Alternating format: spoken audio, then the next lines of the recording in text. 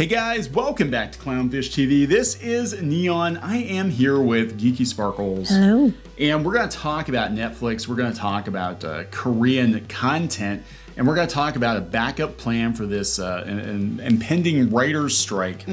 That we did a video before talking about the Netflix boss, was it Ted Sarandos, who said that they had a contingency plan. They're like, hey, if they go on strike, the Hollywood writers go on strike, that's cool. We'll just import more content from other countries. And it looks like they're already doing it. But they were doing it before, but they're putting $2.5 billion onto Korean content over the next 4 years. And I am thrilled, personally thrilled. Yeah, so we're going to talk about this because I do think Squid Game played into this heavily. Squid Game was, I believe, their most watched show of 2021. And it was one that, they basically just bought. Like, they didn't have to. I never watched that one. It's crazy popular. I know, but people die. I know it's going to be sad. Yeah, but it was very popular. It was a huge hit for them. And they're probably like, why are we messing with these activist writers who are producing shows that aren't performing when we can just buy content from other countries? Before we go any further, I want to give a special shout out to the sponsor of this video, Babbel. If you're unfamiliar with Babbel, it's one of the top language learning apps in the world. Babbel's intuitive lessons help you learn a language through real-life conversations. I've chosen to learn Swedish because I'm actually a quarter Swedish on my mother's side and I don't speak any of it. I've done some fake Swedish on the channel before and I wind up sounding like the Swedish chef. I don't want to be culturally insensitive or anything, right? Plus, there's a bunch of Netflix shows in Swedish and the dubs are lacking. We're looking for good people. How the can he give little kids $4,000 just like that? Babbel is scientifically proven to help you start speaking a new language in 3 weeks. Lessons are designed by real language teachers. Babbel offers a 20-day money-back guarantee. Babbel teaches real-world conversations. Lessons prepare you to have practical conversations about travel, business, relationships, and more. So let's get started on Babbel. I've fired it up on my iPad. You can also use your phone. Look at this. We got our first lesson. Hey, it means hello. Välkommen. Välkommen. Might be cool if it was Val Kilmer. Välkommen till Stockholm. Välkommen till Stockholm. All right, now things are getting a little more complicated. I need Geeky's help with this. Do? I do. So we're gonna listen, and then we're gonna sort the words. Hej Abdi, hur mår du? Hey, Abday. Hurt more. Dude, we got it.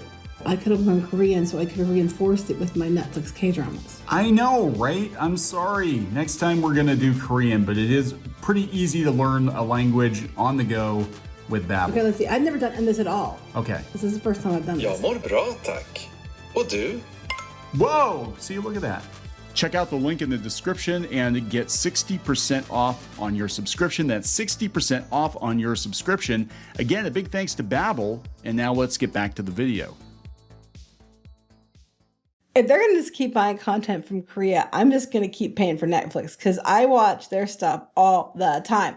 I watch C-dramas on there too. But right now I found The Sound of Your Heart, the reboot. Oh my God, I am 2 episodes in. I'm going to make you watch it. It is flipping hilarious. You're going to make me watch it? I'm going to make you watch it. But I like, was it Song Hoon, the guy that plays the lead? I like him. I like him in other shows. You know the names of all these K-drama people? I look him up. No I idea. like him. I've seen him in other things.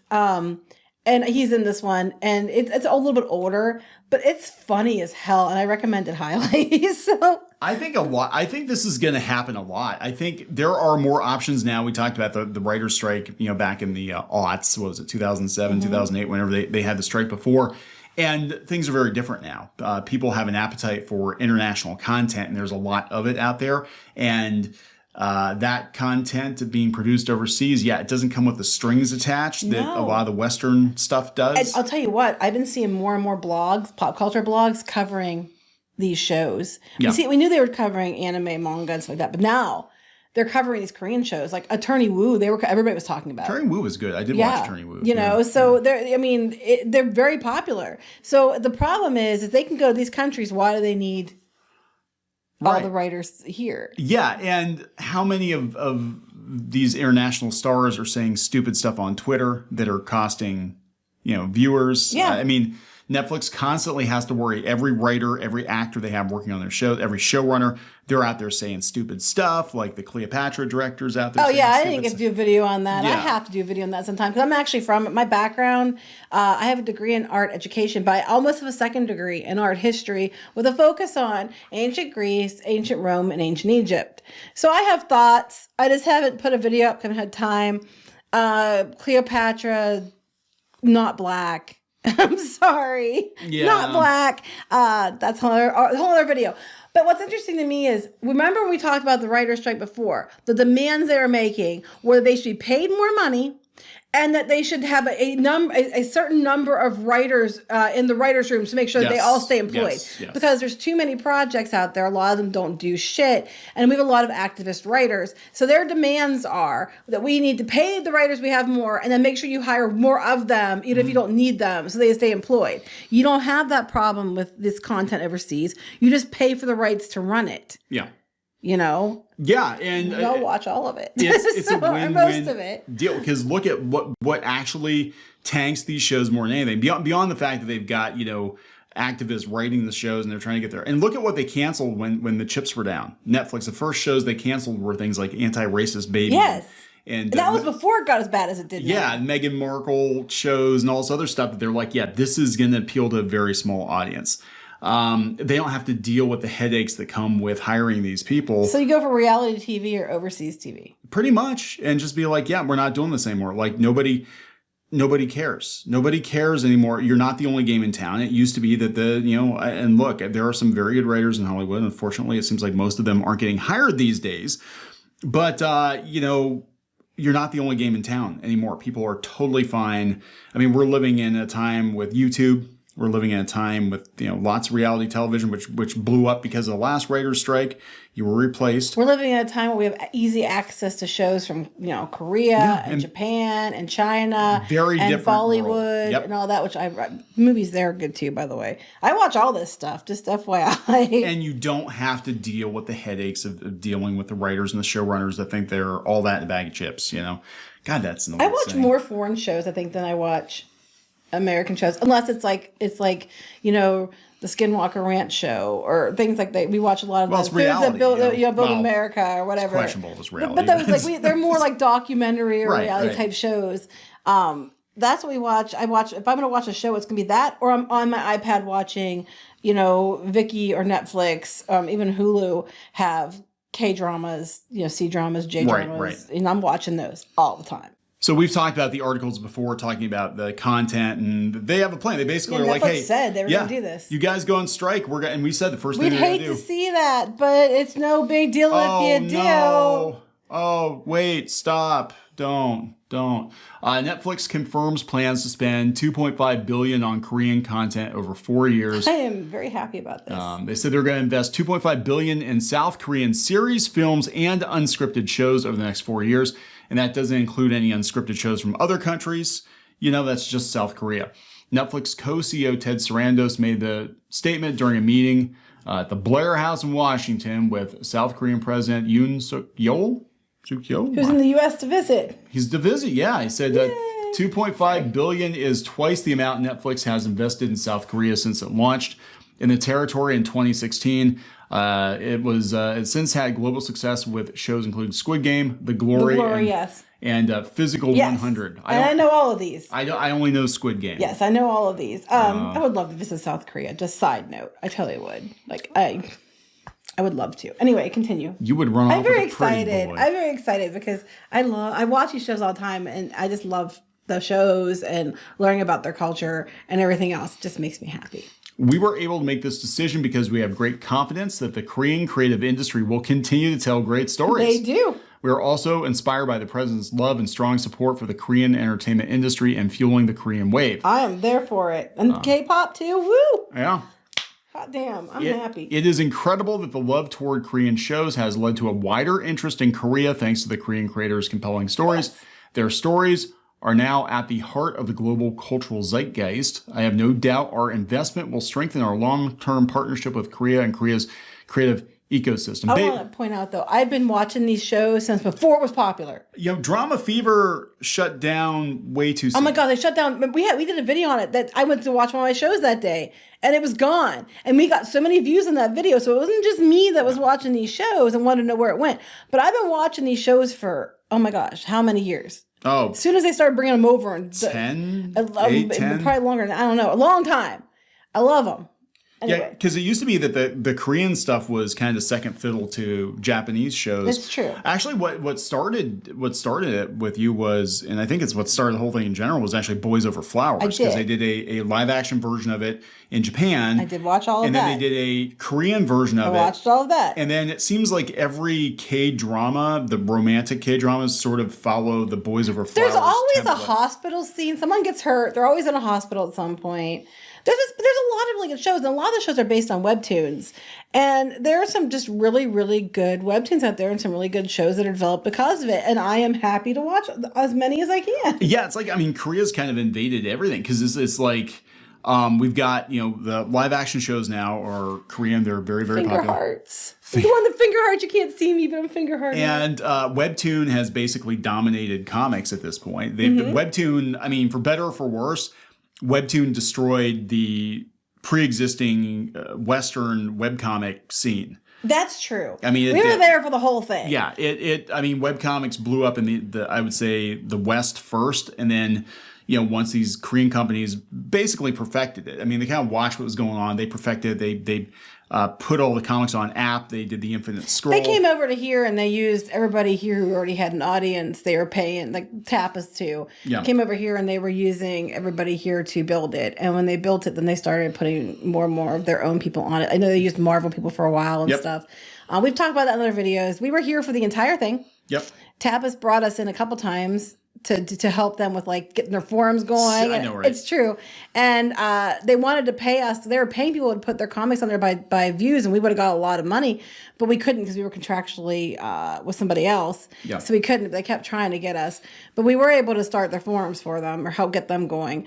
And then we were at Webtoons at Ground Zero also. But and I'll tell you what, the Webtoons, when you're a creator, the audiences are very engaged and they were very positive at Webtoons. Yes. So if you still want to put your stuff up on a site, I would recommend Webtoons because it's built in, it's there, there's already a lot of eyeballs on it, and it seemed like the interactions were very positive. Yeah, it was weird for us because we noticed a change, and this is like, we're going down a totally different road here, but with webcomics, we noticed a change, which actually led to me not wanting to do webcomics anymore. True. It did. We noticed a change in the audience. We basically started getting more of the Tumblerinas coming over. They were very demanding. Very demanding. Critical very of rude. everything. When one person go through every page of our comic, criticize just to find, and if he couldn't find something, he didn't like the font. And then as he's going through and you're starting to read this thing, and then he would start interjecting like, well, my own life kind of sucks, and it just makes me feel better to tear other people's stuff. I'm like, what the hell is wrong with you? Mm-hmm.